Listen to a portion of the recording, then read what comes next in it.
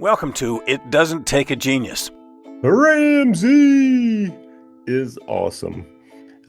Mike here on It Doesn't Take a Genius. Just wanted to give a shout out to Mark Ramsey. Uh, I was out of the country for 10 days, 12 days, something like that. And in that time, Mark was doing solo podcasts to make sure that you got, our entire audience, both of you, received your weekly allotment of It Doesn't Take a Genius. So thanks to Mark for carrying on the streak and for continuing to turn out great content. As I said, I was down in Patagonia. I've got the jacket to prove it. I can now officially wear Patagonia gear. The best part of going to Patagonia is that when people ask, where are you going? And you say Patagonia, they immediately follow up with a puzzled look and go, I don't know where that is. And so it's kind of fun to tell them it's in the southern tip of South America. We were in the Chilean side. And to give you a sense of where we're at, just a stone's throw away from where we were is Antarctica. So we're talking end of the earth, South America. And it was fantastic. Some of the most beautiful scenery I've ever seen in my life. We may talk about that at some point. But there was an incident that happened before we ventured out into the wilderness of Patagonia. We were in the small town of Puerto Natales, and a wonderful little town in Chile. And we went out to get some dinner. Taylor and I went out to get some dinner. We go into this not a fancy restaurant, a nice restaurant, kind of a small place, probably 10 tables. And we go in, we sit down, we order, and we're there for just a little bit. And in walks a street musician. And I identified him as a street musician because he was carrying a guitar. So he's got a guitar. He walks up to the manager. I'm assuming he secures permission to play. He goes and he stands a little bit behind me, and he cranks out three songs. He's got the instrumental, got the guitar going, got the vocals. Does an incredible job. I mean, really a good job. And at the end, he stops playing. He looks out to the room and he says, "Thank you. I do accept tips."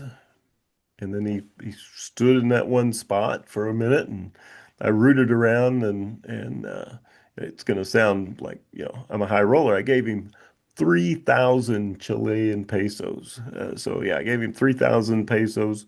Um, he said thank you. He looked around the room, went directly from where he had been standing to the front door and left.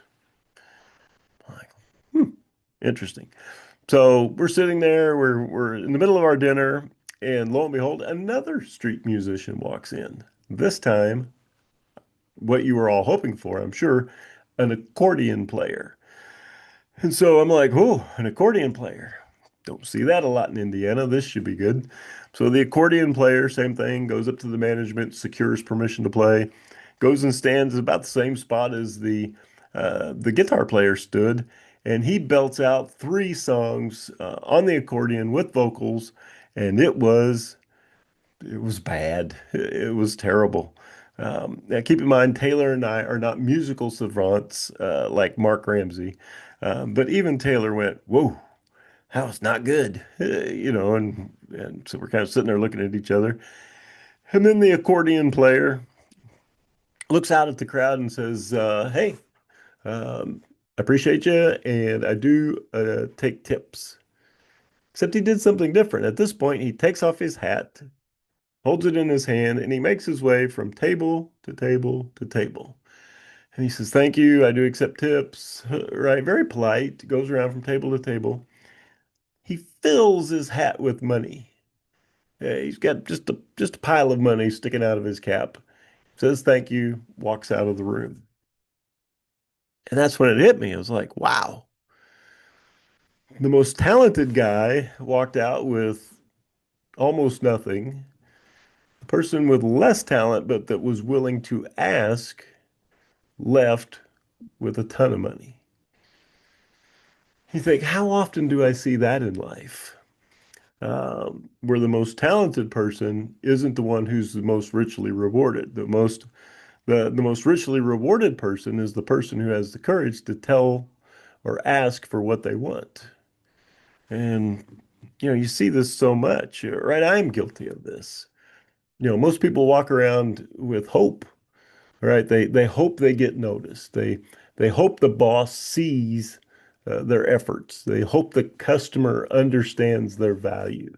They hope the universe, connects the dots and somehow figures out what they need.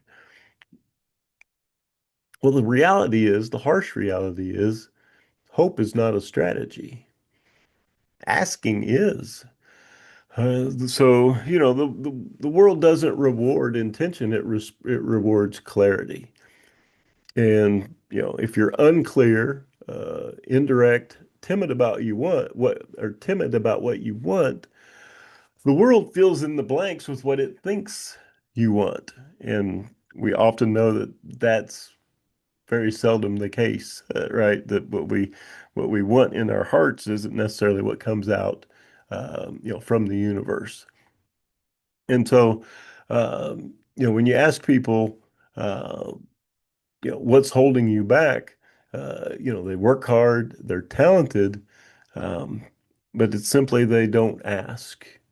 And so, what are we talking about asking about? And so the idea that if you don't ask for feedback, you don't grow.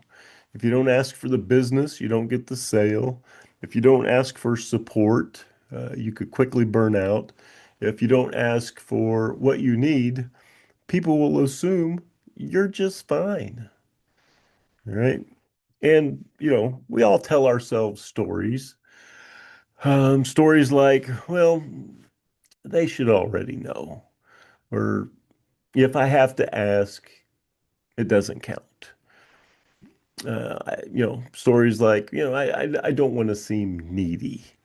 I don't want to bother anyone. This is not humility. It's fear dressed up as politeness. Um, you have to be clear. Clear. Clear is kind, unclear is unkind. Clarity is kindness. You can be direct with respect, right? The clarity creates alignment. Silence, it just creates frustration. So here's the question that's worth marinating on. It's worth asking yourself. What are you hoping for in life that you clearly haven't asked for yet? What are you hoping for in life that you clearly haven't asked for yet? Say it, write it, ask for it. Because the world, it's not waiting for hints.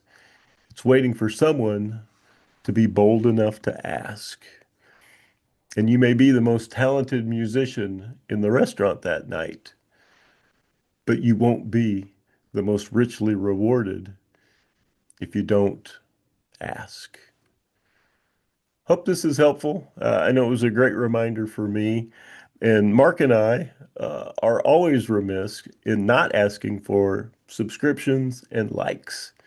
It truly helps us spread the word, and it gives us some feedback that, hey, maybe we're on the right trail with It Doesn't Take a Genius. So hit that subscribe button, hit the like button, and by all means, provide us some feedback via the comments.